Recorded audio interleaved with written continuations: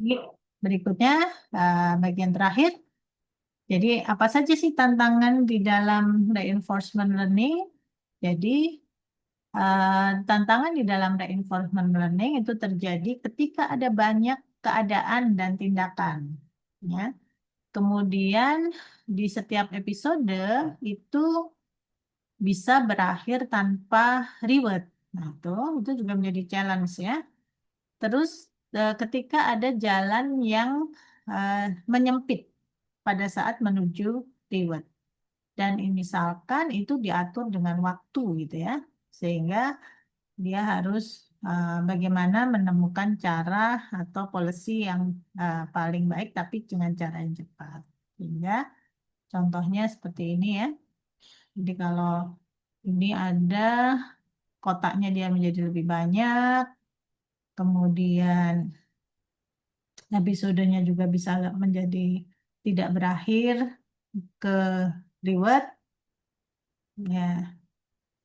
Kemudian ketika ada jalan yang sempit, nah ini kan misalkan mapnya itu menjadi lebih besar ya.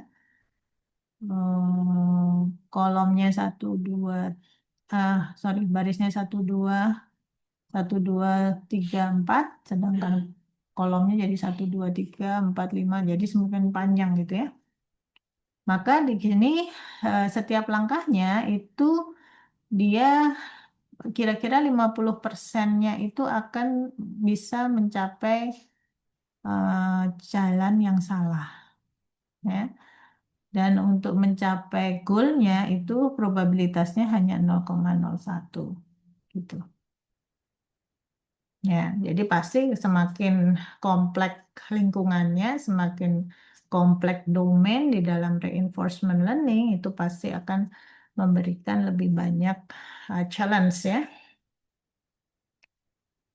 Nah, ini contoh misalkan secara eksplorasi gitu ya, secara random itu akan menyebabkan eh, dia menjadi pengurangan waktu ya, karena eksplorasi itu kan otomatis membutuhkan waktu yang semakin banyak ya, eksplorasi. Sehingga untuk bisa mencapai menemukan jalannya menjadi lebih lama. Nah, itu tadi secara ringkas yang saya bisa jelaskan mengenai reinforcement learning, di mana ini masih terbuka ya, penelitian mengenai reinforcement learning. Kemudian kita bisa mengkombinasikan dengan optimization ya, optimization algorithm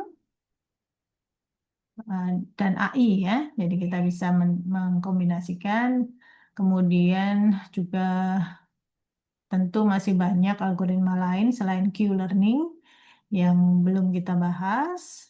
Nanti bisa kalian pelajari dan dibaca dari jurnal-jurnal. Kemudian juga eh, learning ini, ya, reinforcement learning ini memang paling cocok itu untuk permainan game atau untuk kontrol robot. Demikian yang bisa saya berikan pada pembahasan mengenai reinforcement learning. Terima kasih atas perhatiannya.